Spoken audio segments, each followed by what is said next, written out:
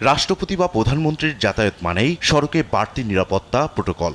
দীর্ঘদিনের রীতি, রাষ্ট্রপতি বা প্রধানমন্ত্রী যে সড়ক দিয়ে চলাচল করবেন তা ফাঁকা করতে হবে 10 থেকে 15 মিনিট আগেই।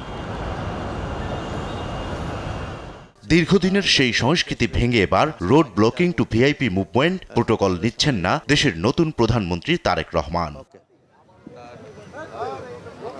বুধবার দুপুরে জিয়া উদ্যানে শহীদ রাষ্ট্রপতি জিয়াউর রহমান ও মা সাবেক প্রধানমন্ত্রী বেগম খালেদা জিয়ার সমাধিতে শ্রদ্ধা জানিয়ে ফেরার পথে সাধারণ যাত্রীদের মতো যানজট ঠেলে তার গাড়িবহরকে সামনে এগিয়ে যেতে দেখা গেছে। এ সময় সড়কে থাকা জনতাকে হাত নেড়ে অভিবাদন জানান প্রধানমন্ত্রী।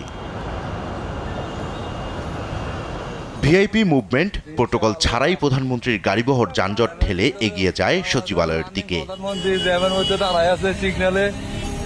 যানজটের শহর ঢাকার সড়কে জনভোগান্তি লাঘবে নতুন প্রধানমন্ত্রীর এমন ইতিবাচক মনোভাবকে সাধুবাদ জানিয়েছেন নগরবাসী।